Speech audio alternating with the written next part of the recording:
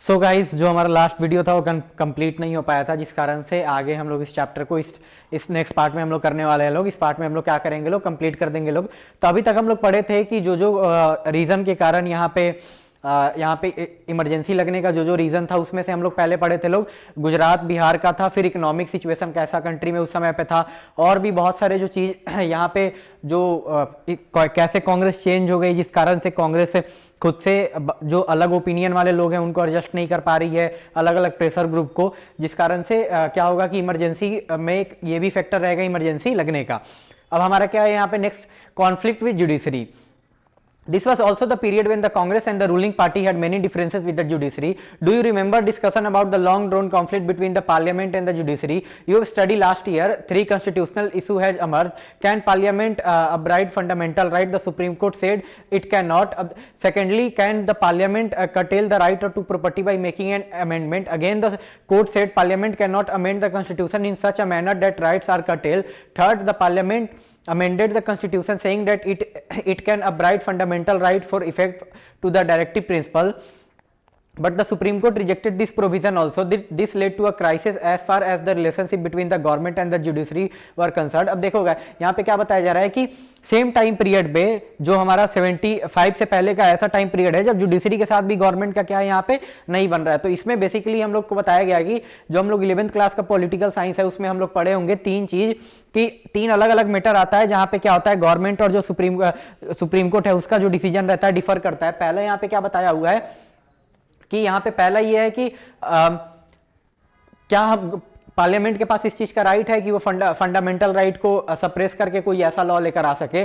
तो इसमें supreme court का क्या कहना था कि नहीं, ऐसा नहीं कर सकता है। दूसरा क्या है कि प्रॉपर्टी जब यहाँ पे क्या ऐसा कोई सुप्रीम कोर्ट अमेंडमेंट लेकर ला सकता है जिससे राइट टू प्रॉपर्टी लोगों का है उसको कटेल किया जा सके।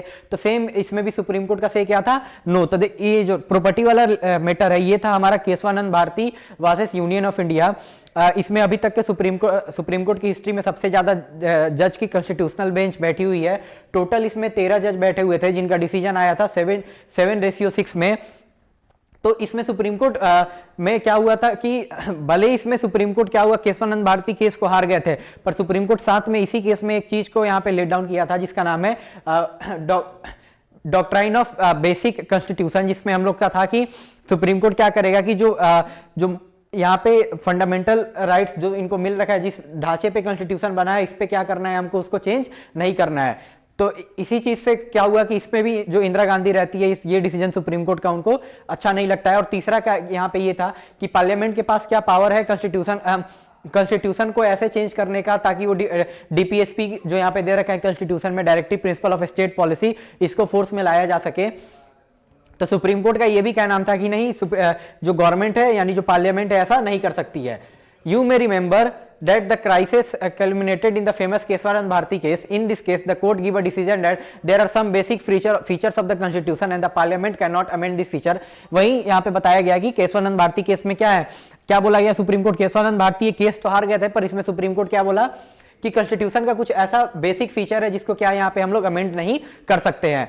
To development further added the tension between the judiciary and the executive. Immediately after the Supreme Court decision in 1973 Keshavananda Bharati case, a vacancy arose for the post of Chief Justice of India. It has been a practice to appoint the senior most judge in Supreme Court as the Chief Justice.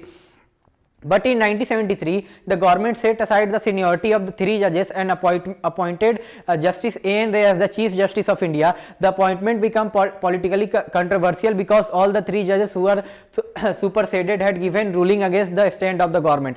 अब देखिए यहाँ पे क्या बोला जा रहा है कि आगे चलकर जुडिशरी के साथ 2 ऐसा और चीज होता है जिससे क्या होता है यहाँ पे इमरजेंसी लगने का एक वो भी कारण यहाँ पे रहता है। तो इसमें पहले क्या है कि जैसे कि हम लोग पढ़े केशवानंद भारती केस में, तो उसमें जो सुप्रीम कोर्ट में 13 जज की बेंच बैठी हुई थी, तो जिसमें फैसला कितना का आया था 7:3 का। तो जो इसमें फैसला देने वाले जो जज थे जो अगेंस्ट में दिए थे गवर्नमेंट के, यानी जो 6 जो जजेस थे जो गवर्नमेंट के यहाँ पे गवर्नमेंट के साथ जजमेंट में उनका साइड नहीं था, तो वो क्या था कि सुप्रीम कोर्ट में इससे पहले अभी भी जो भी यहाँ पे सुप्रीम कोर्ट के जो चीफ जस्टिस बनते हैं वो कैसे बनते हैं, सीनियरिटी के बेसिस पे, यानी जो सबसे ज्यादा जिनका एज रहेगा वो क्या बनेंगे यहाँ पे जो चीफ जस्टिस उस समय बन सकेंगे अगर कोई वैकेंसी यहाँ पे आएगा तो।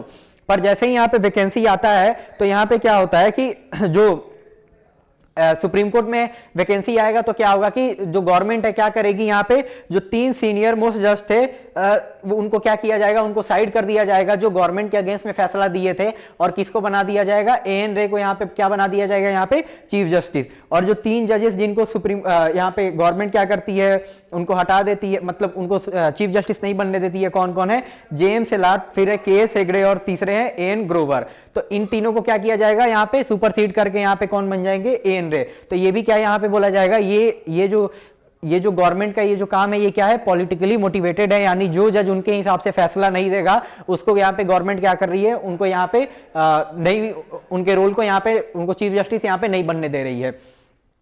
Thus, the constitutional interpretation and political ideologies were getting mixed up rapidly. People close to Prime Minister started talking for the need for a judiciary and bureaucracy committed to the vision of executive and legislature. The climax of the confrontation was, of course, the ruling of the High Court declaring Indira Gandhi election invalid. अब देखिए यहाँ पे क्या बोला जा रहा है कि यहाँ पे जो प्राइम मिनिस्टर है हमारी इंदिरा गांधी, उनके जो आसपास के लोग हैं उनका क्या क्या नाम रहता है कि जो जजेज है उनको कैसे काम करना चाहिए, जो जुडिशरी है वो कैसे कमिटेड रहना चाहिए, जो एग्जीक्यूटिव और लेजिस्लेचर है यानी पार्लियामेंट, और जो यहाँ पे जो इस चीज को इंप्लीमेंट करेंगे यानी एग्जीक्यूटिव, वो क्या रहेगा, वो किसके हिसाब से यहाँ पे चलेंगे, जो यहाँ पे गवर्नमेंट रहेगी उनके सोच के हिसाब से चला जाएगा। तो ये चीज मान लो, अगर ये हमारे लिए इंडिपेंडेंस ऑफ जुडिशरी को लेकर ये क्या है, यहाँ पे एक टाइप का खतरा है। क्यों? क्योंकि अगर मान लो यहाँ पे पार्लियामेंट कोई ऐसा लॉ लेकर आता है जो फंडामेंटल राइट्स या फिर जो बेसिक राइट होता है उसको वायलेट किया जा रहा है, तो अगर यहाँ पे जुडिशरी नहीं बचाएगी तो यहाँ पे कौन बचाएगा, उसको कौन देखभाल करेगा? ऐसे तो गवर्नमेंट कुछ भी यहाँ पे कोई भी लॉ लेकर आ सकती है। और साथ में क्लाइमेक्स इस जुडिशरी के साथ में यहाँ पे क्लाइमेक्स कब आता है, जब इलाहाबाद हाईकोर्ट यहाँ पे क्या कर देगा, इंदिरा गांधी के केस को यहाँ पे इनवैलिड कर देगा। तो इंदिरा गांधी का कुछ ऐसा रहता है कि जब 1971 का जो लोकसभा इलेक्शन होता है, इंदिरा गांधी जो रायबरेली से लड़ी रहती है, तो उनके सामने जो कैंडिडेट रहते हैं वो क्या करेंगे, जाकर यहाँ पे इंदिरा गांधी के चुनाव को वो चैलेंज कर देंगे कि इंदिरा गांधी इस चुनाव में क्या कर रखी है, गवर्नमेंट फोर्स का यूज कर रखी है, जो कि moral code of conduct MCC में, और ऐसे गवर्नमेंट को या फिर किसी भी पॉलिटिकल पार्टी को राइट नहीं है कि गवर्नमेंट का रिसोर्स वो क्या कर सके, यहाँ पे यूज कर सके, कब, जब इलेक्शन यहाँ पे हो रहा हो। तो यहाँ पे इसी में इलाहाबाद हाईकोर्ट का डिसीजन आता है। तो इसमें इलाहाबाद हाईकोर्ट यहाँ पे क्या करेगी, इंदिरा गांधी के बोलेगी कि इंदिरा गांधी का जो चुनाव रखा है एमपी के लिए, ये क्या है, यहाँ पे इनवैलिड है, और जिस कारण से जो उनके खिलाफ केस किए रहते हैं, जो इंदिरा गांधी के सामने खड़े रहते हैं, राज नारायण, वो क्या होते हैं, यहाँ पे केस को जीत जाते हैं। तो अब यहाँ पे इंदिरा गांधी का जो मेंबरशिप है वो क्या हो चुका है, यहाँ पे इनवैलिड हो चुका है। तो देखिए अब यहाँ पे क्या हो रहा है, on 12 June 1975 justice Jagmohan Lal Sinha of the Allahabad High Court pass a judgment declaring Indira Gandhi election to the Lok Sabha invalid. This order came on the election petition filed by Raj Narayan, a socialist leader and candidate who had contested against her in 1971. The petition challenged the election of Indira Gandhi on the ground that she has used the service of government servant in an election campaign.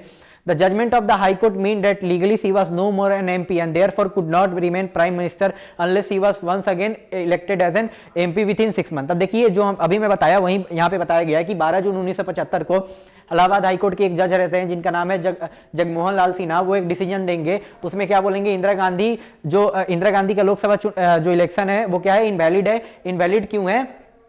क्योंकि वो government resources का service का use कर रखी है अपने political campaign में, जो कि मॉडल कोड ऑफ कंडक्ट का क्या है, वायलेशन भी है अभी के टाइम से। और इनके खिलाफ जो कैंडिडेट खड़े रहते हैं उनका नाम राज नारायण है, और वो क्या करेंगे, यहाँ पे वो इसको जीत जाएंगे। अब देखिए इंदिरा गांधी का जो इलेक्शन है उसको इनवैलिड कर दिया जाएगा, तो अब एमपी रही नहीं। अब मान लो एमपी नहीं है तो प्राइम मिनिस्टर का पोस्ट कोई भी तब तक होल्ड कर अगर किसी के पास अगर राज्यसभा या फिर लोकसभा का अगर यहाँ पे कोई पोस्ट नहीं है, अगर 6 महीना के अंदर में वो नहीं उसका पोस्ट ले पाता है, तो क्या होता आगे चल के जो अगर वो कोई मिनिस्टर या फिर प्राइम मिनिस्टर बना हुआ है वो उसको पोस्ट से वहां से क्या हो जाएगा, अपने आप हटा दिया जाएगा।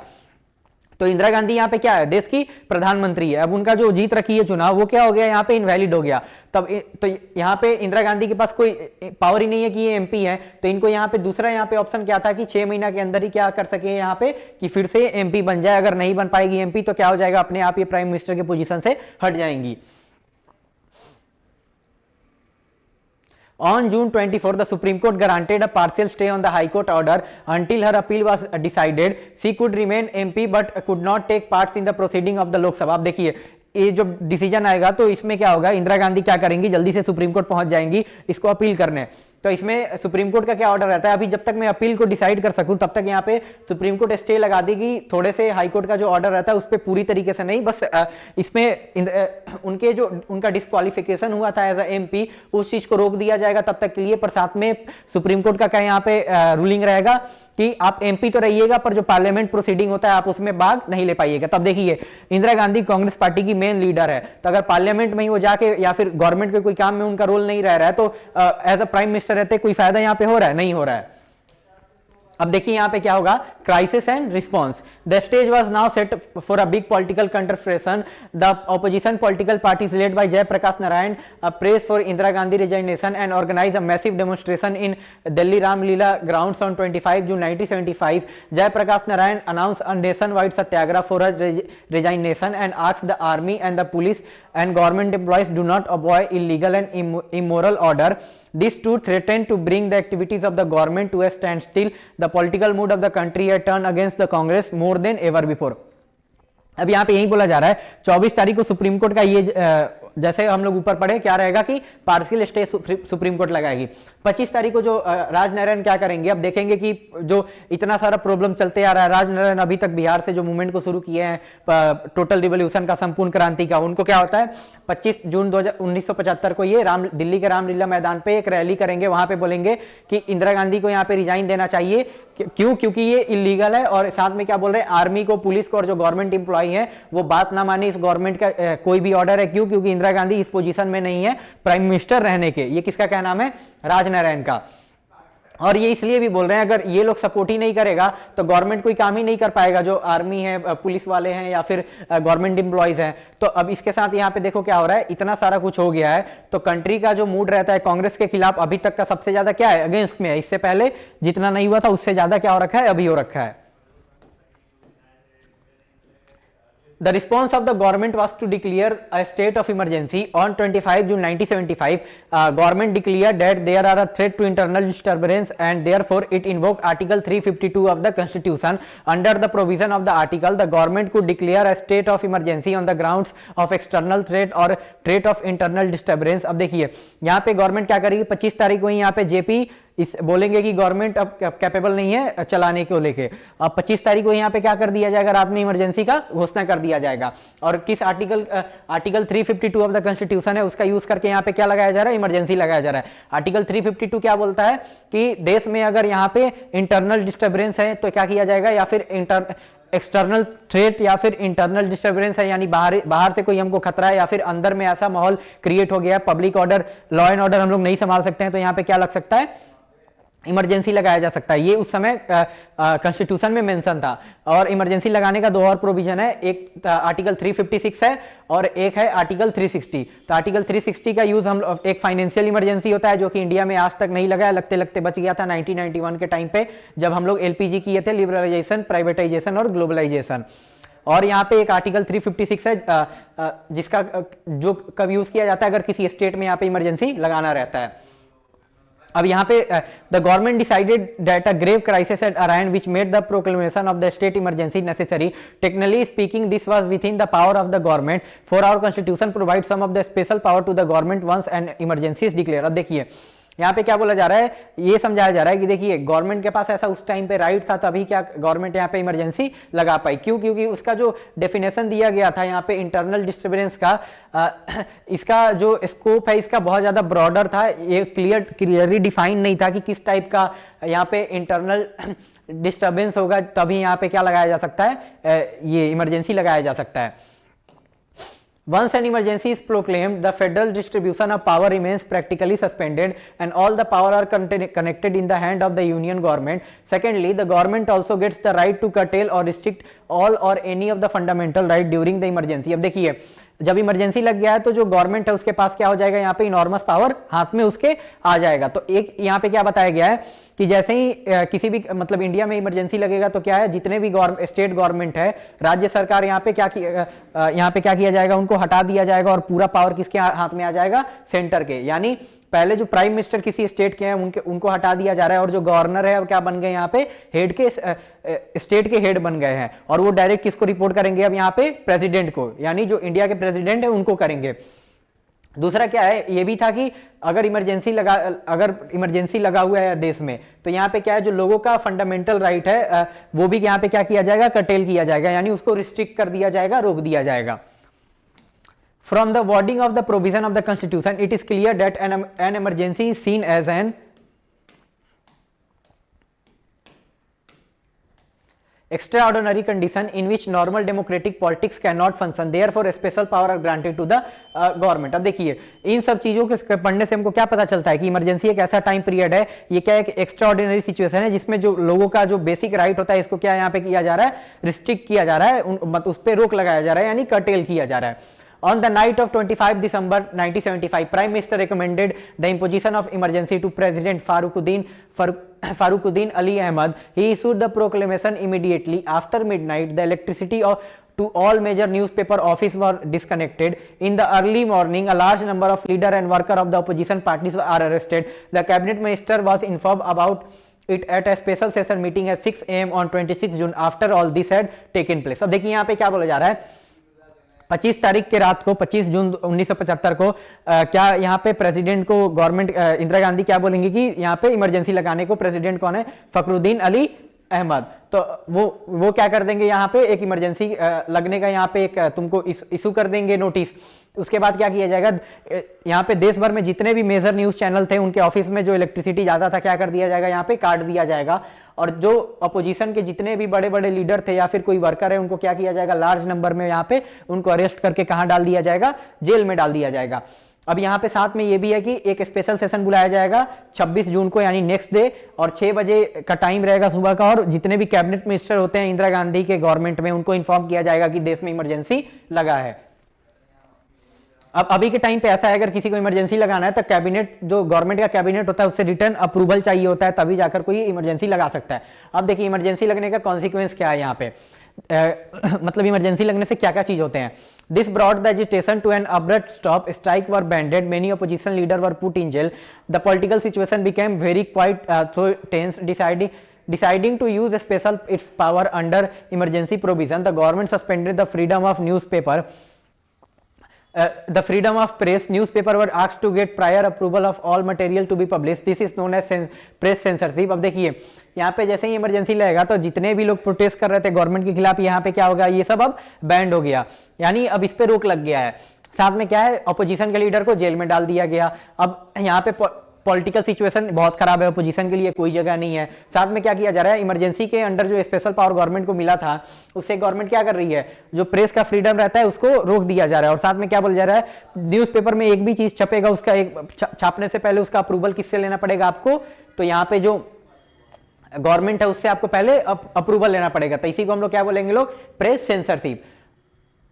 Apprehending social and communal disharmony, the government banned Rashtriya Swayamsevak Sangh and Jamaat-e-Islami. Protests and strike and public agitation were also disallowed. Most importantly, under the provision of emergency, the various fundamental rights of the citizen stood suspended, including the right of citizen to move the court for restoring their fundamental right. अब देखिए क्या बोला जा रहा है, यहाँ पे religion के बेसिस पे लोग यहाँ पे आपस में लड़ ना ले, जिस कारण से यहाँ पे आरएसएस को यानी राष्ट्रीय स्वयंसेवक संघ और जमात इस्लामी को भी क्या यहाँ पे बैन किया जा रहा है। और साथ में क्या हो रहा है, यहाँ पे इमरजेंसी के प्रोविजन का यूज करके गवर्नमेंट क्या कर रही है, लोगों का जो फंडामेंटल राइट है उसको भी यहाँ पे रोक लगा दे रही है। अब साथ में क्या है, अगर यहाँ पे किसी, देखो फंडामेंटल राइट में ऐसा है, अगर किसी का जो फंडामेंटल राइट है अगर वो वायलेट हो रहा है तो वायलेशन पे के लिए उसको रिस्टोरेशन करने के लिए कोई आदमी आर्टिकल 32 के अंदर सुप्रीम कोर्ट जा सकता है या फिर आर्टिकल 226 के अंडर हाई कोर्ट जाके अप्रोच कर सकता है।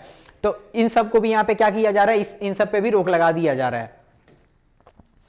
The government made extensive use of preventive decision. Under this provision, people are arrested and detained not because they have committed any offence, but on the apprehension that they may commit an offence. अब देखिए government यहाँ पे preventive detention का यहाँ पे जो law है उसको यूज कर रही है। प्रिवेंटिव डिटेंशन यानी गवर्नमेंट को अभी देखो कोई यहाँ पे आदमी अभी क्राइम नहीं किया है, गवर्नमेंट को ऐसा लग रहा है कि ये आदमी क्राइम कर सकता है, उसी शक पे यहाँ पे क्या किया जा रहा है, लोग को पकड़ के जेल में डाल दिया जा रहा है। तो बेसिकली प्रिवेंटिव डिटेंशन किसके खिलाफ लग रहा है, जो पॉलिटिकल लीडर हैं उनके। Arrested political workers could not challenge their arrest through habeas corpus petition. Many cases were filed in the High Court and Supreme Court by on behalf of arrested person, but the government claimed that it was not even necessary to inform the arrested person of the reason and grounds of their arrest. अब देख यहाँ पे क्या बोला जा रहा है कि यहाँ पे ये जो गवर्नमेंट है क्या करेगी, अगर मान लो किसी को अरेस्ट किया जाएगा तो वो जाके अपने चीज को अब चैलेंज भी नहीं कर सकता है। पर यहाँ पे बहुत सारा केस कहाँ पे फाइल हो गया है तुम्हारा, हाई कोर्ट और सुप्रीम कोर्ट में। जो अरेस्ट लोग हो रखे हैं उनके खिलाफ, उनके बिहाफ में कोई उनका जो रिप्रेजेंटेटिव है, कोई आदमी उनका रिलेटिव है, क्या कर रहा है, उनको जेल से निकलवाने के लिए केस कर रहा है। पर गवर्नमेंट यहाँ पे क्या क्लेम करेगी कि नहीं, जो अरेस्ट किया गया है, देखो अगर किसी को अरेस्ट किया जाएगा तो उनको अरेस्ट का ग्राउंड बताया जाता है कि आप ये चीज कर रखे हैं, आप इस कारण से हम आपको अरेस्ट करके क्या कर रहे हैं, जेल में डाल रहे हैं। पर गवर्नमेंट का क्या नाम रहता है, जो रिलेटिव लोग उनके आए रहते हैं या फिर जो उनके बिहाफ में आए रहते हैं यहाँ पे उनके डिटेंशन का केस करने उनके कि ये गलत है, तो गवर्नमेंट का डिसीजन रहता है कि नहीं, यहाँ हम जरूरी नहीं समझते हैं कि आपको ग्राउंड्स बताएं कि किस ग्राउंड्स पे इनको अरेस्ट किया गया है। अब मान लो किसी को ग्राउंड्स ही नहीं पता है किस ग्राउंड्स पे अरेस्ट किया गया है, तो आदमी जाकर कैसे उसके खिलाफ मतलब उसको चैलेंज कर सकता है।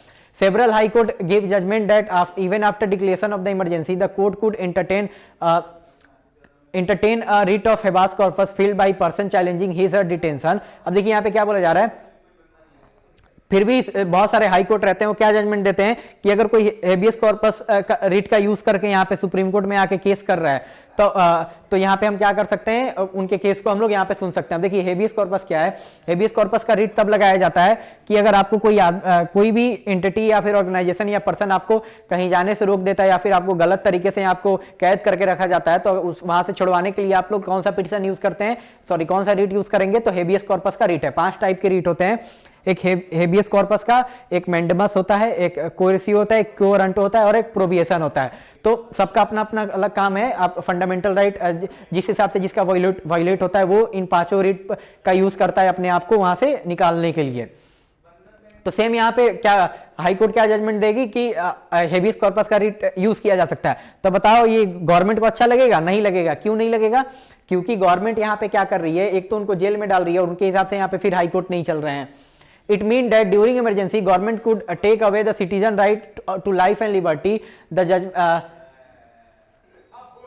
in April 1976, the Constitution Bench of Supreme Court overruled the High Court and accepted government plea. It means that during emergency, the government could take away the citizen right to life and liberty. This judgment closed the door of judiciary for the citizen and is regarded as one of the most controversial judgment of the Supreme Court. अब देखिए यहाँ पे क्या हो रहा है, जो बहुत सारे हाई कोर्ट यहाँ पे क्या जजमेंट दे रहे हैं कि यहाँ पे इमरजेंसी के टाइम पे भी हेबियस कॉर्पस का रिट क्या यहाँ पे कोर्ट क्या है उसको फाइल मतलब उसको सुनवाई करके उस पे अपना जजमेंट दे सकती है।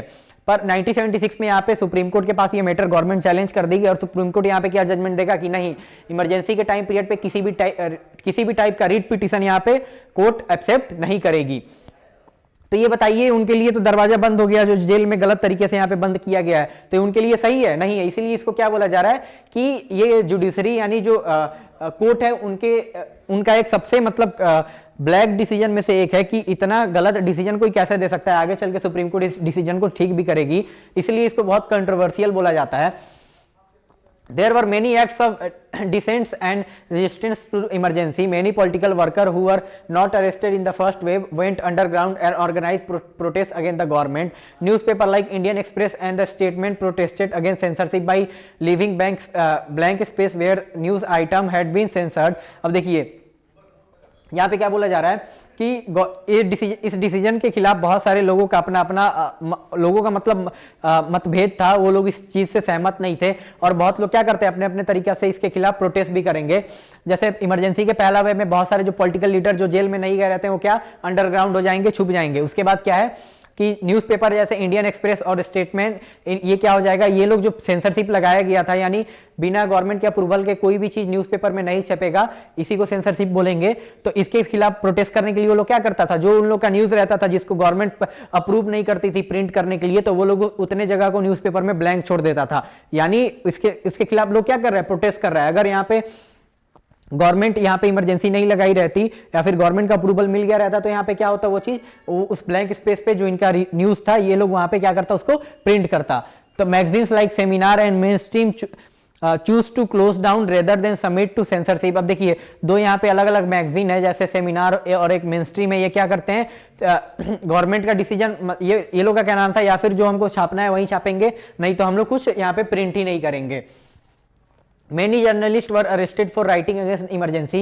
Many underground news writer and leaflets were published by bypass censorship. Kannada writer Shiv Verma Karnath awarded with Padma Bhushan and Hindi writer Phanish Vardhanath Renu awarded with Padma Shri return their awards in protest against the suspension of democracy। अब यहाँ पे वही बताया गया है कि जो एक दो लोग हैं वो क्या करेंगे, उनको जो यहाँ पे मिला रहेगा गवर्नमेंट की तरफ से, एक को क्या मिला रहेगा पद्मश्री और एक को पद्म भूषण, वो लोग क्या करेगा लोग अपने अपने इस ऑनर को यहाँ पे गवर्नमेंट को वापस दे देगा लोग। क्यों? क्योंकि ये लोग को जो इमरजेंसी देश में लगाया गया उनको ये सही नहीं लगता है। और बहुत सारे जो राइटर यहाँ पे जो इमरजेंसी के अगेंस्ट में रहते हैं वो लोग क्या करेगा लोग छुपके से यहाँ पे एडिटोरियल लिखेगा लोग, न्यूज़पेपर में कॉलम लिखेगा लोग, और जिसको यहाँ पे बाईपास करके क्या किया जाएगा, प्रिंट किया जाएगा। By and large, though such open acts of defence and resistance were rare. अब यहाँ पे यही बताया जा रहा है कि इस टाइप का ये जो लोग कर रखे हैं गवर्नमेंट के खिलाफ प्रोटेस्ट किए थे इमरजेंसी को लेकर, ये ज्यादा अमाउंट में नहीं था, बहुत कम हमको देखने को मिला था उस टाइम पीरियड पे। The parliament also brought in many new changes to the constitution. Parliament क्या करती है इस टाइम पे, बहुत सारे कॉन्स्टिट्यूशन में चेंजेस भी लेकर आती है। पहला क्या है, in the background of ruling of Allahabad High Court in Indira Gandhi case, an amendment was made declaring that election of Prime Minister, President, Vice President could not challenge in court. The 42nd amendment was also passed during emergency. You have already studied that this amendment consists of series of changes in many parts of the constitution. Among the various changes made by this amendment, one was that the duration of the legislature in the country was extended from 5 to 6 years. The change was not only for emergency period but was intended to be of a permanent nature. Besides, during an emergency, election can be postponed by 1 year. Thus, effectively, after 1971 election needed to be held only in 1978 instead of 1976. अब देखिए यहाँ पे क्या बोला जा रहा है कि गवर्नमेंट एक तो इमरजेंसी के टाइम पे एक ये चेंज लेकर आएगी। इस चेंज में क्या रहेगा कि यहाँ पे गवर्नमेंट क्या करेगी, जो इंदिरा गांधी का डिसीजन यहाँ पे चैलेंज कर दिया गया रहता है कोर्ट में, तो यहाँ पे गवर्नमेंट इसी चीज को चेंज कर देगी। किसी भी जो प्राइम मिनिस्टर का पोस्ट है, प्रेसिडेंट का या वाइस प्रेसिडेंट का पोस्ट का चुनाव होता है, उसको हम लोग क्या सुप्रीम कोर्ट या फिर किसी भी कोर्ट में जाकर हम लोग क्या नहीं कर सकते हैं, लोग यहाँ पे चैलेंज कर सकते हैं लोग। तो यानी जो इंदिरा गांधी, अगर मान लो ये ऐसा एक्ट हो जाएगा तो इंदिरा गांधी का जो चुनाव चैलेंज हुआ था एमपी का, क्योंकि वो प्राइम मिनिस्टर है, तो उनका जो चैलेंज हुआ था, अगर इसको पीछे से हम लोग अप्लाई कर देंगे तो क्या हो जाएगा, वो जो केस किया था कोर्ट में वही इनवैलिड हो जाएगा। तो जिस कारण से इंदिरा गांधी क्या अपना जो मेंबरशिप था एज अ पीएम वो भी नहीं लूज करेंगी, उनका ऐसा सोचना था। उसके बाद क्या होगा, जैसे कि हम लोग पिछले 11th क्लास में पढ़े हैं लोग कि 42nd कॉन्स्टिट्यूशनल अमेंडमेंट किया जाता है, जिसमें लाइन से बहुत सारा चेंजेस किया जाता है, जिस कारण से 42nd अमेंडमेंट को हम लोग क्या बोलते हैं लोग, मिनी कॉन्स्टिट्यूशन बोलते हैं लोग। तो उसमें से एक इंपॉर्टेंट ये भी था कि जो कोई पार्लियामेंट है उसका अभी के मतलब पहले क्या था और अभी भी सेम है कि एक मान लो अगर अभी चुनाव हुआ तो फिर नेक्स्ट चुनाव कब होगा, 5 साल बाद होगा। यानी पार्लियामेंट का जो लेजिस्लेचर था उसका टर्म कितने साल का था, 5 साल का था। पर इसमें क्या कर दिया गया, इसका टर्म 5 साल से एक्सटेंड करके कितना कर दिया गया, 1 साल बढ़ा दिया गया। तो अब कितना हो गया, 6 साल। और साथ में इमरजेंसी के प्रोविजन में ये भी था कि अगर एक बार इमरजेंसी अप्लाई होता है तो चुनाव कब होगा, 1 साल बाद होगा इमरजेंसी के। तो यहाँ पे देखो जो इलेक्शन 1971 में पहले हुआ था वो कब, ऐसे रियल में अगर 5 साल गवर्नमेंट चलती तो चुनाव कब होने वाला था, 76 में, पर अब उसको एक्सटेंड कर दिया गया 1 साल, तो अब तो हो गया 6 साल। तब वो 76 की जगह ना वैसे 77 हो गया। अब इमरजेंसी भी लगा हुआ है जिस कारण से क्या हो गया, 1 साल और बढ़ गया।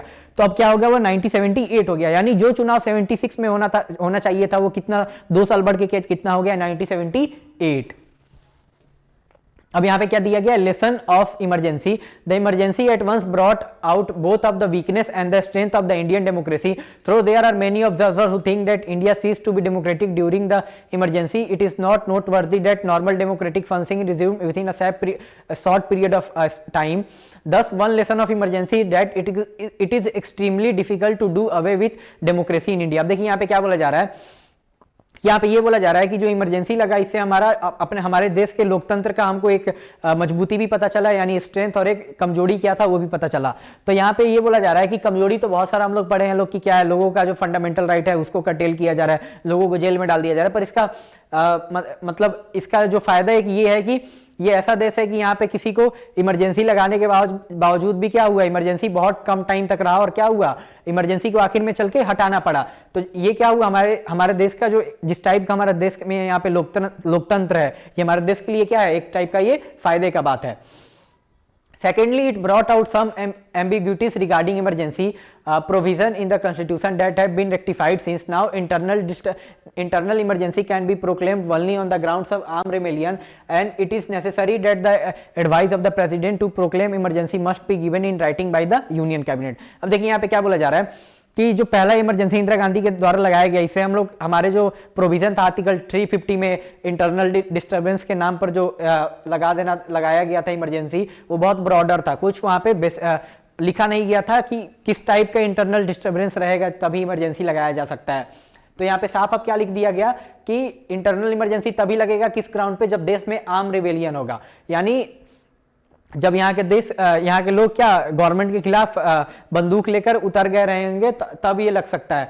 और उसके साथ साथ क्या है कि और उस समय भी ऐसा, इस सिचुएशन में भी क्या होगा, पहले जो गवर्नमेंट की कैबिनेट है, यूनियन कैबिनेट साइन करके देगी किस चीज को कि इमरजेंसी लगाया जाए, यानी बिना यूनियन कैबिनेट के साइन के प्रेसिडेंट इमरजेंसी देश में नहीं लगा सकते हैं। अब फिर तीसरा क्या है, the emergency made everyone more aware of the value of civil liberties. The court too had taken an active role after the emergency in protecting the civil liberties of the individual. This is a response to inability of judiciary to protect civil liberty effectively during the emergency. Many civil liberties organization came after this experience. अब देखिए यहाँ पे तीसरा क्या बोला जा रहा है कि इमरजेंसी लगने से लोगों को किस चीज के बारे में यहाँ पे पता चल रहा है कि उनका कुछ मूल अधिकार है जिसको यहाँ पे गवर्नमेंट क्या कर सकती है, कटेल कर सकती है। तो लोगों को वो सब यहाँ पे पता चलता है, तो लोग इसके बारे में अब क्या होंगे, अवेयर होंगे इमरजेंसी लगने से।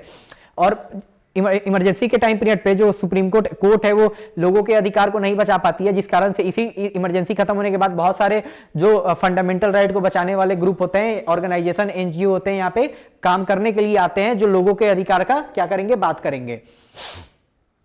However, the critical year of emergency brought many issues that not have been adequately grappled with. We have noted in this chapter that there is a tension between routine functioning of a democratic government and the continuous political protest by parties and groups. What is the correct balance between the two? Should the citizen have full freedom to engage in protest activity, or should they have no such right at all? What are the limit to such protest? अब यहाँ पे क्या बोला जा रहा है, emergency के time period से हम लोग को ये भी चीज मतलब हम लोग उसको अभी भी नहीं ठीक कर पाए हैं, जो हमको इस चैप्टर में हमको पढ़ने से पता चला है कि देखिए इमरजेंसी लगने का पीछे का रीजन क्या था कि लोग उतने मतलब बहुत सारे जगह पे प्रोटेस्ट हो रहा था गवर्नमेंट के खिलाफ में। तो वहीं बोला जा रहा है कि जो प्रोटेस्ट किया जा रहा है लोगों के द्वारा, क्या उनको प्रोटेस्ट करने का पूरा अधिकार दे देना चाहिए, वो लोग जैसे करना चाहे वैसे कर सकता है, या फिर उनको बिल्कुल अधिकार नहीं मिलना चाहिए, ये यहाँ पे इसके बारे में क्या बताया गया है। Secondly, the actual implementation of the emergency rule took place through the police and administration. This institution could not function independently. They were turned into political instrument of the ruling party, and according to such Shah Commission report, the administration and the police became vulnerable to political pressure. This problem did not vanish after the emergency. अब देखिए यहाँ पे दूसरा चीज क्या बताया जा रहा है कि इमरजेंसी को इंप्लीमेंट करने में सबसे बड़ा हाथ किसका था, एडमिनिस्ट्रेशन था, और जो पुलिस वाले थे वही। अगर मान लो गवर्नमेंट के बात को वही नहीं मानते तो इमरजेंसी यहाँ पे क्या अच्छे से इंप्लीमेंट हो पाता। तो यहीं पे बताया गया है कि क्या पुलिस जो एडमिनिस्ट्रेशन है या फिर जो पुलिस है गवर्नमेंट से अलग होकर बिना बायसनेस दिखाए हुए काम नहीं कर सकती है क्या, ये हमारे सामने एक नया क्वेश्चन आता है। सेम क्या है कि शाह कमीशन के भी रिपोर्ट में क्या बोला गया कि जो एडमिनिस्ट्रेशन है और पुलिस वाले हैं क्या है, वो पॉलिटिकल प्रेशर पे काम करते हैं। ये किस रिपोर्ट में बोला गया है, जो शाह कमीशन का रिपोर्ट था उसमें बोला गया है। और ये प्रॉब्लम अभी भी है इमरजेंसी खत्म होने के बाद भी सेम, कि अभी भी जो पुलिस या फिर एडमिनिस्ट्रेशन है वो किसके, गवर्नमेंट के इन्फ्लुएंस में काम करती है। अब यहाँ पे क्या है, पॉलिटिक्स आफ्टर इमरजेंसी, मतलब इमरजेंसी के बाद जो चुनाव ये सब हुए उसमें बता रखा है।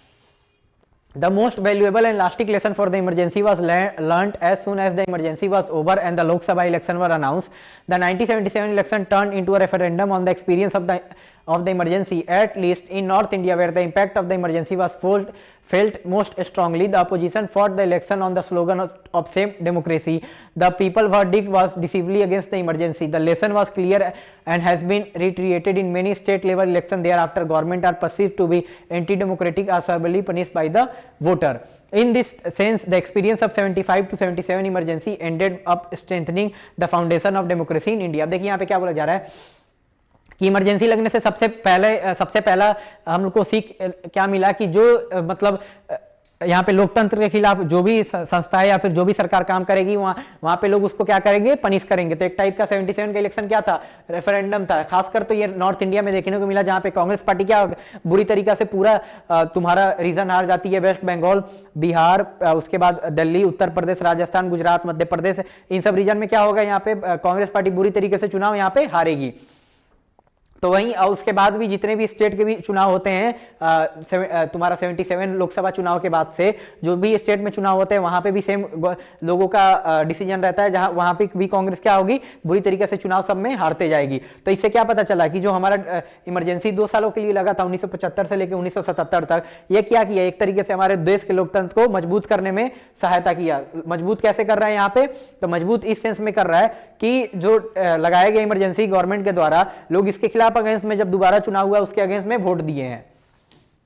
अब यहाँ पे Lok Sabha election of 1977 in January 1977 after 18 months of emergency the government decided to hold election accordingly all the leaders and activists were released from jails. Election were held in March 77.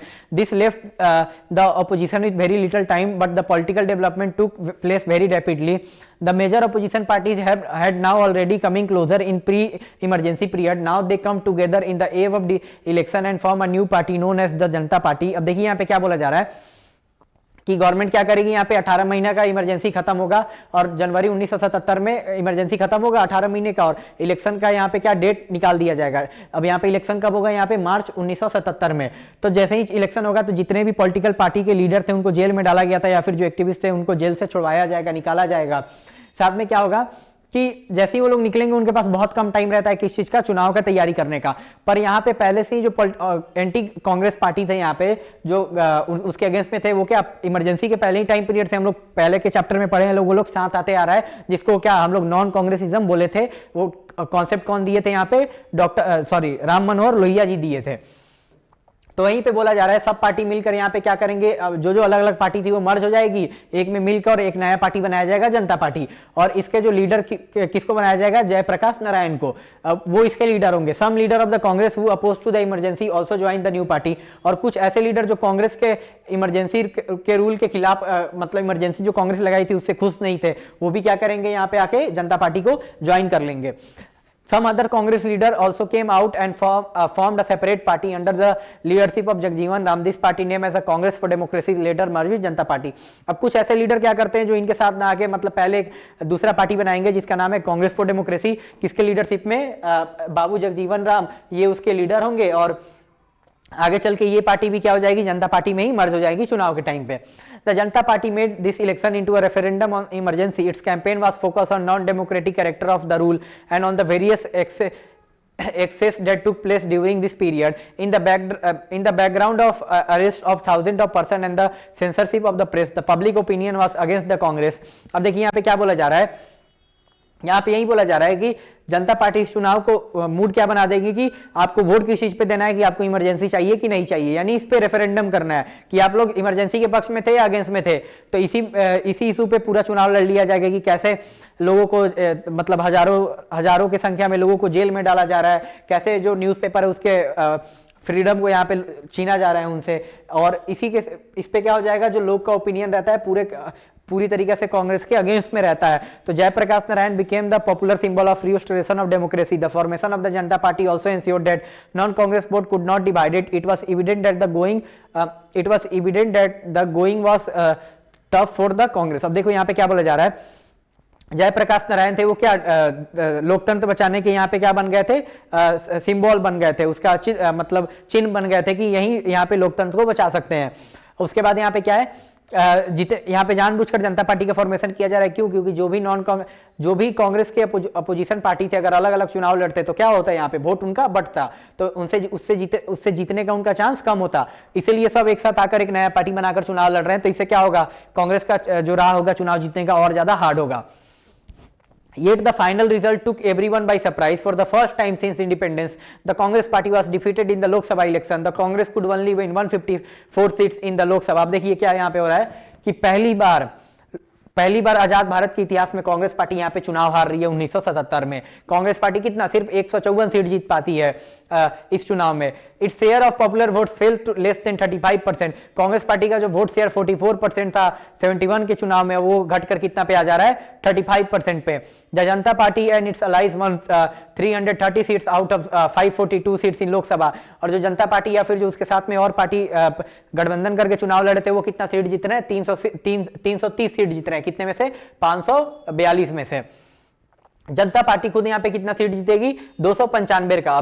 तो 295 का सीट जीतते यहाँ पे क्या हो जा रहा है, जनता पार्टी के पास खुद से यहाँ पे अपना यहाँ पे मेजॉरिटी आ जा रहा है, क्योंकि शायद 273 या 272 यहाँ पे चाहिए होता मेजॉरिटी गवर्नमेंट बनाने के लिए। In North India, it was a massive electoral wave against Congress. The Congress lost every constituency in Bihar, Uttar Pradesh, Delhi, Haryana, and Punjab, and could only win one seat in Rajasthan, Madhya Pradesh. Indira Gandhi was defeated from Raebareli as her own son Sanjay Gandhi from Amethi. अब देखिए यहाँ पे साथ में क्या हो रहा है, यहाँ पे जो नॉर्थ इंडिया में कांग्रेस का बहुत बुरा प्रदर्शन रहता है। बिहार, उत्तर प्रदेश, दिल्ली, हरियाणा और पंजाब के रीजन में कांग्रेस पूरे सभी के सभी सीट वहां पे हार जाती है। जितने मेंबर ऑफ पार्लियामेंट यानी सांसद का सीट होता है यहाँ पे सब कांग्रेस पार्टी क्या लूज कर जाएगी, और एक सीट जीतने में एक सीट जीतने में कामयाब रहेगी किस रीजन में, राजस्थान और मध्य प्रदेश में। और साथ में क्या होगा, इंदिरा गांधी खुद अपना चुनाव रायबरेली से हार जाएगी राजनारायण के खिलाफ, जो उनके चुनाव को पिछले बार जो 1971 में चुनाव हुआ था उसको यहाँ पे क्या किए थे, इलाहाबाद हाईकोर्ट में चैलेंज किए थे। और उनका बेटा इंदिरा गांधी का बेटा कौन, संजय गांधी, यहाँ पे अमेठी से खुद वो भी चुनाव हार जाएगा।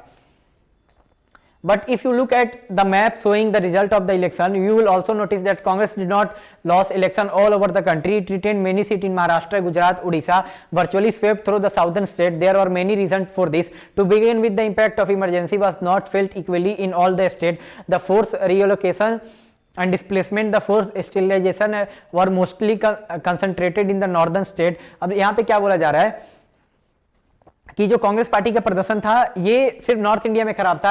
हम लोग कांग्रेस पार्टी अच्छा प्रदर्शन कहां पे की थी, महाराष्ट्र, गुजरात, उड़ीसा के रीजन में, और साथ में साउदर्न रीजन में तो पूरा वहां पे उनका स्वीप था, मतलब जितने सीट होते थे उसमें से अधिकतर सीट कांग्रेस पार्टी उधर जीत गई थी। अब इसका रीजन भी है क्यों, क्योंकि जो इमरजेंसी का इंपैक्ट था वो ज्यादा नॉर्थ इंडिया में पड़ा था। क्यों, क्योंकि इसी साइड के लीडर को ज्यादातर यहाँ पे क्या किया जाता है, डिटेन किया गया था ज्यादा, और इधर जो गवर्नमेंट के अगेंस्ट में थे उनको क्या किया जाता था, इधर से उधर डिस्प्लेस किया जाता था। साथ ही में उसी समय पे जो इंदिरा गांधी के बेटे थे संजय गांधी, ये एक चीज वहां पे चलाते हैं पॉपुलेशन कंट्रोल करवाने के लिए। यहाँ पे क्या करवाया जाता है,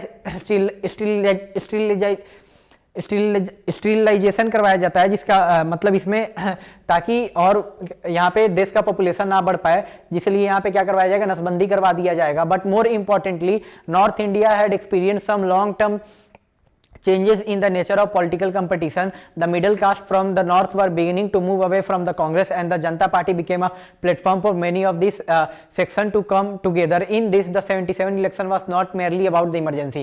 साथ में यहाँ पे ये भी बताया गया है कि जो 77 का इलेक्शन था ये और भी अलग इसलिए है क्योंकि एक तो इमरजेंसी लगा था वो है, पर साथ में यहाँ पे ध्यान देने वाला बात ये है जो मिडिल क्लास का वोट था, यानी जो आम नागरिक है उनका वोट अब कांग्रेस से शिफ्ट होकर किधर जा रहा है, जनता पार्टी की तरफ जा रहा है।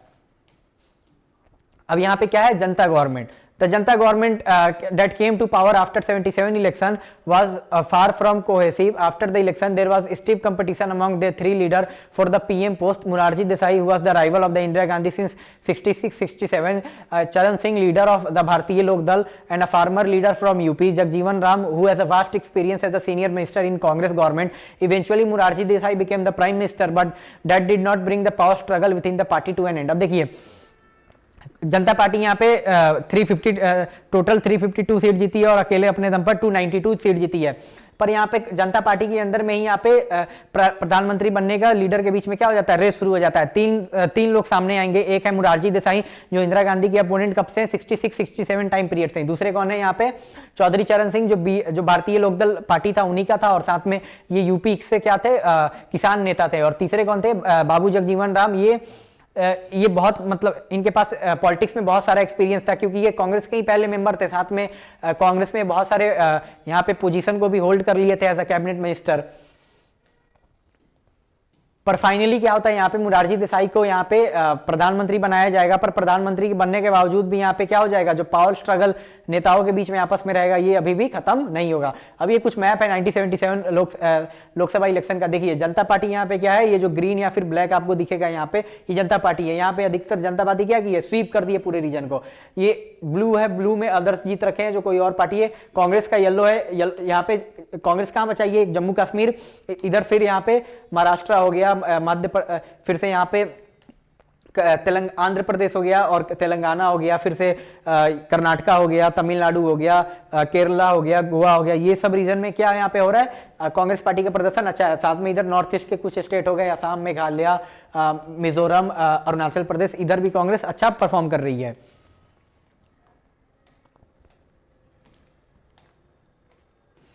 The opposition to the emergency could keep the Janata Party together only for a while. Its critics felt that the Janata Party led direction, leadership and common program. The Janata Party government did not bring about a fundamental change in the policy for those pursued by the Congress. The Janata Party split and the government which was led by Morarji Desai lost its majority in less than 28 months after another government headed by Chaudhary Charan Singh was formed on the assurance of the support of the Congress Party. अब देखिए क्या है, government बन गया है पर government यहाँ पे चल नहीं पा रहा है। क्यों? क्योंकि जो जनता पार्टी में बहुत सारे अलग अलग पॉलिटिकल पार्टीज के लीडर यहाँ पे आकर एक साथ आए हुए हैं, तो उनके बीच में जाहिर सी बात है उनका सोच एक तरीके से है नहीं, तो पावर स्ट्रगल अभी भी यहाँ पे क्या है, कंटिन्यू है। ये लोग बस इंदिरा गांधी मतलब यहाँ पे चुनाव ना जीत पाए जिस कारण से, और उस समय डेमोक्रेसी को बचाया जा सके जिस कारण से ये लोग यहाँ पे आके क्या कर रहा है, चुनाव लड़ रहा है। पर इन लोग के बीच में एक कॉमन प्रोग्राम नहीं है कि हमको किस तरह से काम करना है। और साथ में ये भी था जो कांग्रेस का पॉलिसी था उससे कुछ इन लोग का जो काम करने का तरीका रहता है खास अलग रहता नहीं है, जिस कारण से क्या होगा 28 महीना के अंदर में ही जो मोरारजी देसाई पीएम रहते हैं उनको यहाँ पे क्या करना पड़ेगा, रिजाइन करना पड़ेगा। मोरारजी देसाई को यहाँ पे रिजाइन करना पड़ेगा और यहाँ पे देश के नए प्रधानमंत्री कौन बनेंगे, चौधरी चरण सिंह। और चौधरी चरण सिंह कैसे बनेंगे यहाँ पे प्रधानमंत्री, इनको किसका सपोर्ट मिलेगा, कांग्रेस पार्टी का। देखो जनता पार्टी दो भाग में डिवाइड हो जाएगी, कुछ हो जाएंगे मोरारजी देसाई के साथ और कुछ यहाँ पे चौधरी चरण सिंह के साथ। तो जो चौधरी चरण सिंह के उनके पास भी यहाँ पे गवर्नमेंट बनाने का मेजॉरिटी नहीं रहता है, पर कांग्रेस पार्टी क्या बोलेगी कि हम पीछे से आपको सपोर्ट करेंगे, आप यहाँ पे गवर्नमेंट फॉर्मेशन करो। Fresh Lok Sabha election, but the Congress party later decided to withdraw its support with the result that the Chaudhary Charan Singh government could not remain in power for just about 4 months. Fresh Lok Sabha election were held in January 1980 in which Janata Party suffered a comprehensive defeat, especially in North India where it had swept the polls in 1977. अब देखिए यहाँ पे क्या है, चौधरी चरण सिंह भी ज्यादा दिन तक सरकार नहीं चला पाते हैं क्योंकि यहाँ पे कांग्रेस क्या कर लेगी, यहाँ पे अपना जो सपोर्ट दे रखी थी वो खींच लेगी। 4 महीने ही चौधरी चरण सिंह देश के प्रधानमंत्री रह पाते हैं और फिर से देश में नया लोकसभा चुनाव होगा मार्च में 1980 में। इस चुनाव में क्या होगा, इस चुनाव में कांग्रेस पार्टी क्या करेगी, चुनाव जीतने में कामयाब रहेगी और जो जनता पार्टी को पूरा मिलाकर 352 वोट मिला था और नॉर्थ इंडिया में जहां पे उसका परफॉर्मेंस काफी ज्यादा अच्छा था, पूरे रीजन को यहां पे स्वीप की थी कांग्रेस, तो यहां पे क्या हो जाएगा, कांग्रेस पार्टी जनता पार्टी इन सब रीजन में चुनाव हार जाएगी। Congress led by Indira Gandhi nearly repeated its great victory in 1971. It won 353 seats and came back to power. The experience of 77 to 79 taught together lesson in democratic politics. Government that are seen to be unstable and quarrelsome are severely punished by the voter. देखिए इंदिरा गांधी को कितना इसमें seat, Indira Gandhi की party यहाँ पे कांग्रेस जीतने वाली है 353, जो सीट इंदिरा गांधी 71 की इलेक्शन में जीती थी सेम उतना ही उसी के आसपास में यहाँ पे भी सीट कांग्रेस पार्टी जीतने में कामयाब है। और जो टाइम पीरियड था यहाँ पे 77 से 79 का, यानी मोरारजी देसाई और चौधरी चरण सिंह जो पीएम थे उनके टाइम पीरियड का, तो उनके पास अपना तो यहाँ पे एक आपस में उन लोग का यहाँ पे क्या था, एक तो मनभेद था, उन लोग का बात नहीं बनता था और साथ में क्या है कि उन लोग के गवर्नमेंट के पास अपना फुल पावर नहीं था जिस कारण से वो लोग अच्छे से सरकार को चला सकता। तो लोग यहाँ पे क्या किया, जो वोटर्स थे क्या कर रहे हैं, यहाँ पे वोटर्स को क्या चाहिए, यहाँ पे उनको स्टेबिलिटी चाहिए, यानी कोई एक ऐसा आदमी चाहिए जो देश को अच्छे से लीड कर सके। इसलिए फिर इंदिरा गांधी आएगी, आगे चल के राजीव गांधी भी देश को एक थोड़ा स्टेबिलिटी देने की कोशिश करेंगे। उसके बाद से जो 1990 का जो पीरियड है उस समय से शुरू होगा और जब तक मोदी जी 2014 में नहीं जीतते हैं तब तक क्या है, यहाँ पे अलग अलग कोलिजन का गवर्नमेंट चलेगा और फाइनली 2014 में मोदी जी आएंगे और क्या करेंगे, फिर से दोबारा यहाँ पे जो इसके बीच में जो कोलिजन गवर्नमेंट गठबंधन की सरकार चल रही होती है वो उसके बीच में यहाँ पे क्या होगा, गैप रहेगा। अब यहाँ पे क्या है, legacy. But was it only a case of return of Indira Gandhi? Between the election of 77 and 80, the party had changed dramatically. Since 69, Congress party is starting seeding its character as an umbrella party which accommodated leader and worker of different ideological dispensations. and viewpoint, the Congress party now identify itself with a particularly ideology claiming to be the socialist and only socialist and pro poor party। अब देखिए यहाँ पे जो finally यहाँ पे क्या बोला जा रहा है कि जो 77 से लेकर जो 79 तक का पीरियड था 2 साल का, क्या यहाँ पे सिर्फ जो पॉलिटिकल इंस्टेबिलिटी था जिस कारण से ही क्या यहाँ पे था कि इंदिरा गांधी 1980 के चुनाव में इतना बड़ा जीत पाती है, इतना बड़े ज्यादा मार्जिन से जीत पाती है। तो यहाँ पे बोला जा रहा है नहीं, ऐसा नहीं था। कांग्रेस पार्टी यहाँ पे बहुत सारा यहाँ पे इस टाइम पीरियड में क्या करेगी, बहुत सारे कुछ कामों को करेगी। जैसे कि 69 से ही कांग्रेस क्या अपने आप को दिखाने लगती है कि हम लोग सोशलिस्ट पार्टी है, यानी हम लोग लोक कल्याण का काम करने के लिए हम लोग यहाँ पे कोई भी चीज करेंगे लोग जो लोग के भलाई है उनके लिए, जो सिटीजन है उनके लिए। और साथ में कांग्रेस पार्टी अपने आप को क्या दिखाती है कि हम लोग प्रो पुअर पार्टी है। दस with the early 1970s, the Congress political success depend on attracting people on the basis of sharp social ideological division and appeal of one leader, Indira Gandhi. With the change in nature of the Congress party, other opposition party relied more and more on what is known as Indian politics as a non-Congressism. They also realized the need to avoid a division of non-Congress vote in the election. This factor played a major role in the election of 1977. साथ में क्या बताया जा रहा है, जब कांग्रेस यहाँ पे ये अपने अप्रोच को लेगी कि हम लोग प्रो पुअर हैं और प्रो सोशलिस्ट पार्टी है, तो यहाँ पे जो अपोजिशन वाले हैं लोग, वो लोग भी क्या करेगा, वो लोग यहाँ पे जितने भी कांग्रेस के विरोधी होते हैं क्या एक साथ आ जाते हैं लोग कांग्रेस के लड़ने के लिए, उसी को क्या बोलेंगे लोग, नॉन कांग्रेसिज्म। तो उसी कारण से उनको क्या 77 के इलेक्शन में इतना ज्यादा फायदा भी मिलता है।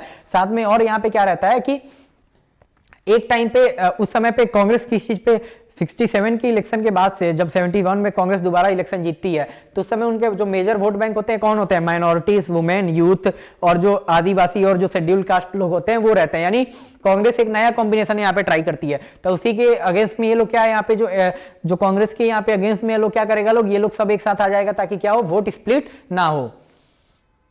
तो ये सब चीज हमको क्या इस चैप्टर से हमको सीखने को मिल रहा है कि ये सब इस टाइम पीरियड पे हुआ है। In an indirect manner, the issue of welfare of the backward casted also began to dominate politics since 1977. As we saw above, the result of 77 election was at least partially due to the shift among the backward caste of North India.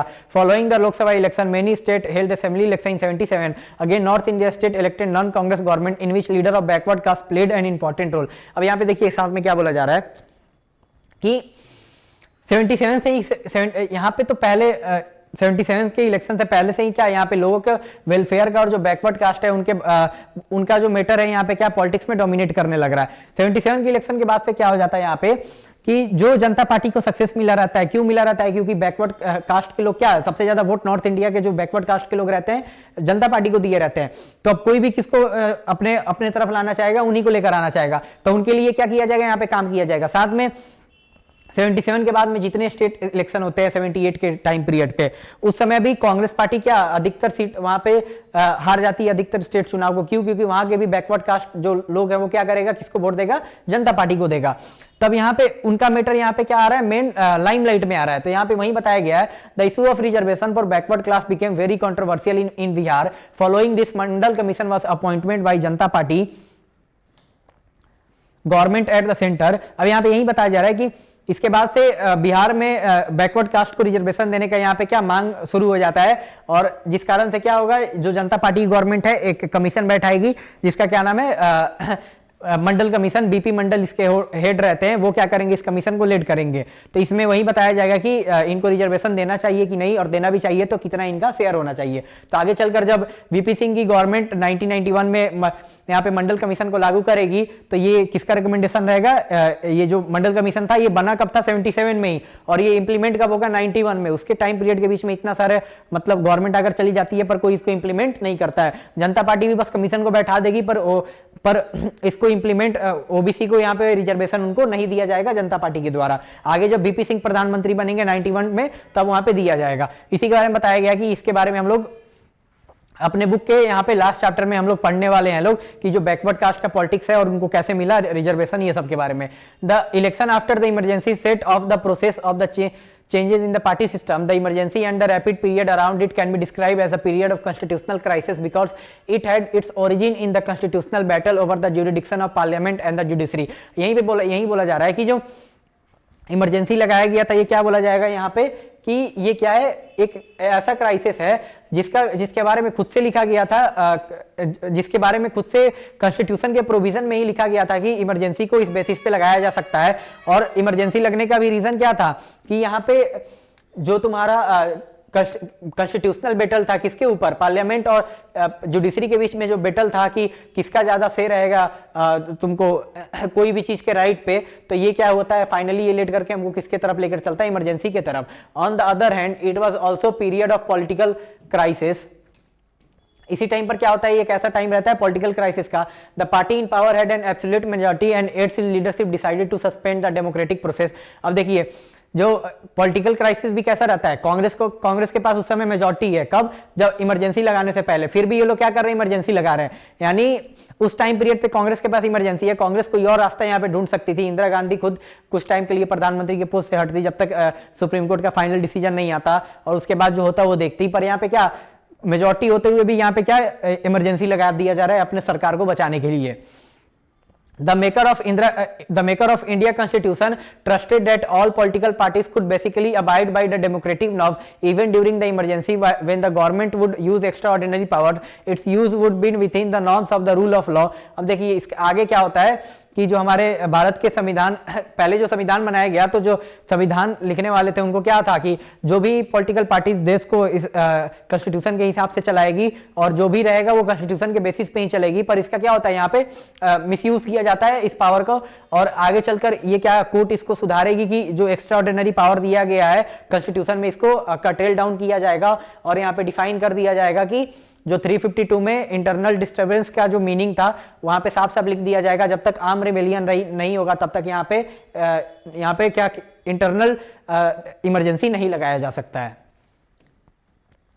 The expectation led to wide and open-ended power given to the government in times of emergency. These were abused during the emergency. This political crisis was more serious than the constitutional crisis. Same वहां पे बताया गया कि government के पास इतना सारा power था, क्या करती है गवर्नमेंट, इसका यूज करके अपने अपोजिशन के खिलाफ क्या करेगी, इस्तेमाल करेगी। तो ये क्या है, ये ज्यादा सीरियस है। क्यों? क्योंकि अगर कोई तुम्हारे अपोजिशन में उसको गवर्नमेंट क्या कर रही है, यहाँ पे डायरेक्ट उठाकर जेल में डाल दे रही है।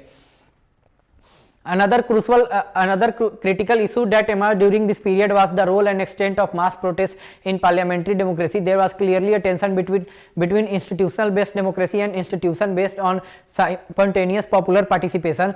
This tension may be attributed to the inability of the party system to incorporate the aspiration of the people. अब देखिए यहाँ पे क्या बोला जा रहा है, एक और चीज इससे इस कारण से इमर्ज क्या होता है यहाँ पे कि जो मास प्रोटेस्ट रहता है क्या पार्लियामेंट्री फॉर्म ऑफ डेमोक्रेसी में इतना लागू होना चाहिए।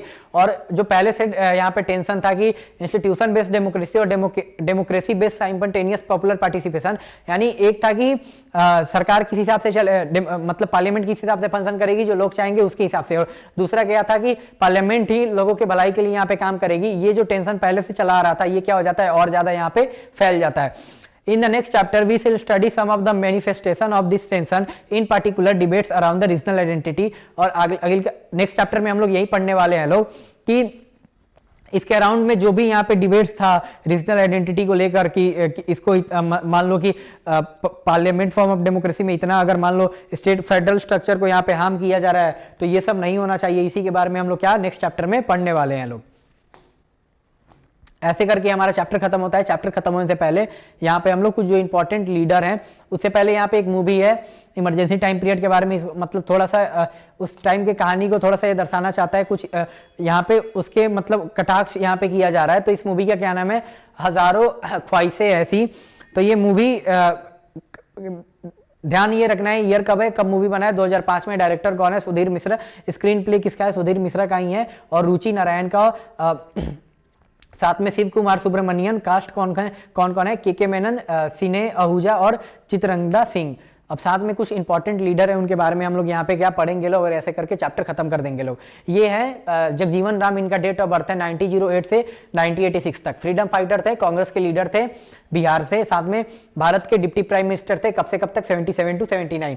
यानी पहले मुरारजी देसाई के साथ थे, उनके कैबिनेट में वाइस डिप्टी प्राइम मिनिस्टर, साथ में उस समय चौधरी चरण सिंह भी थे जब मुरारजी देसाई प्राइम मिनिस्टर थे। पर जब मुरारजी देसाई हटते हैं तो जो तुम्हारे चौधरी चरण सिंह है वो क्या बनेंगे, यहाँ पे प्राइम मिनिस्टर बनेंगे। तो उस टाइम पे भी डिप्टी प्राइम मिनिस्टर यही है।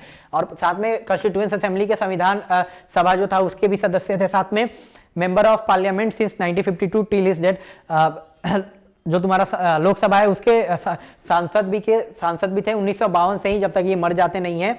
और लेबर मिनिस्टर थे हमारे, पहला आजाद भारत का पहला जो लेबर मिनिस्टर कोई है तो उनका क्या नाम है, जगजीवन राम, ध्यान रखना है। Held various other ministries from 52 to 77, scholar and student administrator. और साथ में क्या है, एक जानकार है। और मंत्री कब से कब तक रहते हैं, 52 से 77 तक, यानी जब तक ये हैं तब तक क्या है, मतलब मंत्री भी हैं और साथ में लोकसभा के सदस्य भी हैं।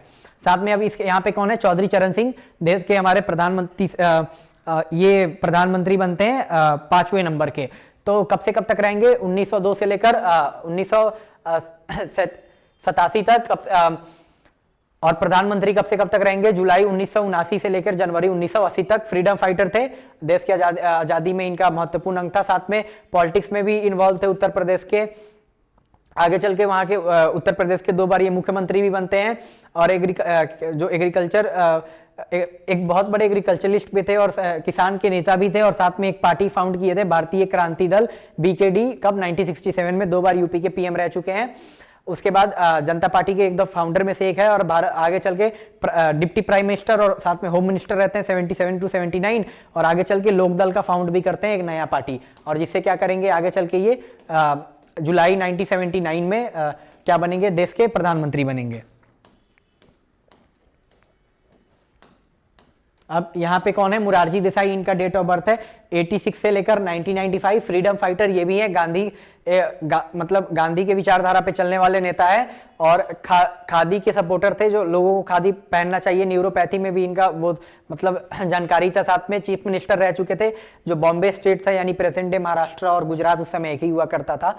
और भारत के डिप्टी प्राइम मिनिस्टर रहे थे इंदिरा गांधी के अंदर में 67 से लेकर 69। फिर क्या करते हैं, जब 69 में प्रेसिडेंट का इलेक्शन होता है तो जो कांग्रेस 2 भाग में बढ़ जाती है, तो ये इंदिरा गांधी के साथ ना जाकर कांग्रेस O के साथ चले जाएंगे, यानी जो यहाँ पे सिंडिकेट वाले लीडर थे उनके साथ। और साथ में क्या होगा, कांग्रेस पार्टी का स्प्लिट होगा। फिर आगे चल के भारत के प्रधानमंत्री रहेंगे 1977 से 1979 के बीच में। और पहले प्राइम मिनिस्टर रहेंगे जो नॉन कांग्रेसी पार्टी से रहेंगे। इनका बैकग्राउंड भी कांग्रेस का ही है, पर पार्टी तो जनता पार्टी है, यानी पहले ऐसे प्राइम मिनिस्टर रहेंगे जो नॉन कांग्रेस पार्टी से रहेंगे।